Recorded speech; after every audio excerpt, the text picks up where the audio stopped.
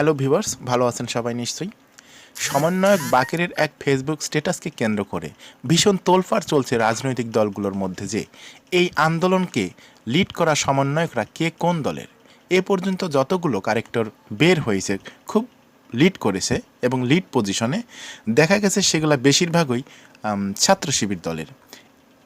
এরপরে উপদেষ্টা নাহিদ তিনি আগেই জানতেন যে শিবিরের সেক্রেটারি যে ছেলেটা জেনে তাদের সাথে আলোচনা করে 9 দফাকে 1 দফাতে ঘুরিয়েছে, এ কথা দাবি করেছেন জামায়াতে ইসলামের এক ঊর্ধ্বতন নেতা। এই যখন অবস্থা, তখন নাহিদ এবং যুব ও ক্রীড়া উপদেষ্টা আসিফ মাহমুদ তারা কোন দলের রাজনৈতিক কর্মী এ নিয়ে সাধারণ মানুষের জল্পনা কল্পনার শেষ নেই। ইতিমধ্যেই আসিফ মাহমুদ সেই জল্পনা এবং কল্পনা থেকে মানুষকে টেনশন মুক্ত রাখতে নিজের রাজনৈতিক অবস্থা ক্লিয়ার করেছেন। গত শনিবার নিজের ভেরিফাইড ফেসবুক অ্যাকাউন্টে এক পোস্টে তিনি এই তথ্য জানান। বর্তমানে রাজনৈতিক কোনো সংশ্লিষ্টতা নেই উল্লেখ করে আসিফ বলেন, বিশ্ববিদ্যালয় জীবনে প্রথম যে রাজনৈতিক উদ্যোগের সাথে যুক্ত ছিলাম ছাত্র অধিকার পরিষদ, যেটা কিনা ভিপি নূরেরই এক সময়কার শিষ্য ছিল এই আসিফ মাহমুদ। পরে দলীয় লেজুরবৃত্তি সহ আরও কিছু কারণে ঢাকা বিশ্ববিদ্যালয় শাখার সভাপতি থাকা অবস্থায় কমিটির সকল সদস্যরা গত বছরের মাঝামাঝি সময়ে আমরা পদত্যাগ করি। আপনাদের মনে আছে নিশ্চয়ই। এরপর গণতান্ত্রিক ছাত্রশক্তি নামেও তাদের একটা প্ল্যাটফর্ম ছিল।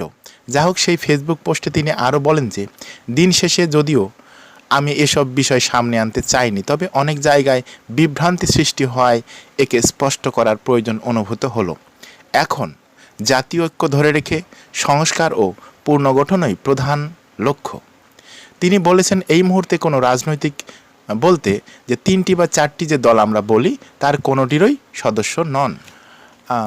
মনে প্রাণে এই মুহূর্তে তিনি এনটি আওয়ামী লীগে আছেন, কারণ সে সরকার ফেসিজম করেছে এটা দাবি করে তিনি বলছেন এখন সময় এসছে রাষ্ট্রকে সংস্কার করার। কিন্তু তার এই পোস্টের নিচে অনেক শিবিরের কর্মী তারা বলছেন, ভাই আপনি আমাদের লোক হয়ে পরিচয় প্রকাশ করে দিচ্ছেন।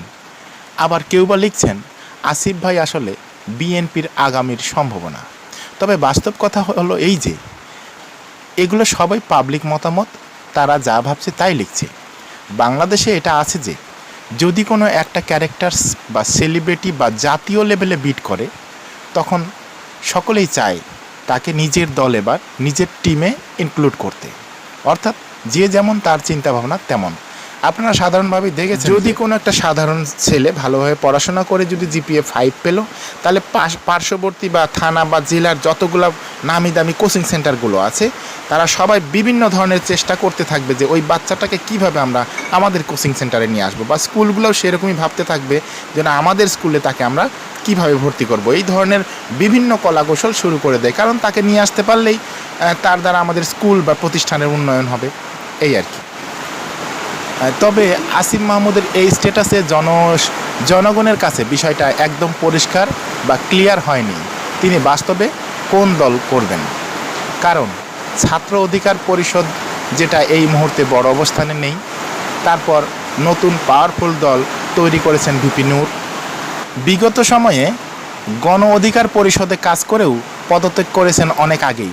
তবে আন্দাজ করা যায় যুব ও ক্রীড়া উপদেষ্টা পদ থেকে তিনি যখন অবসর নেবেন তখন হয়তোবা এটা জনগণের সামনে আসবে। বাট এই মুহূর্তে আন্দাজ করে বলা যায় বর্তমানে তিনি নির্ধারিত কোনো দলের লোক না, তিনি দেশের লোক, দেশের সকল মানুষের, এটাই দাবি করেছেন পোস্টে।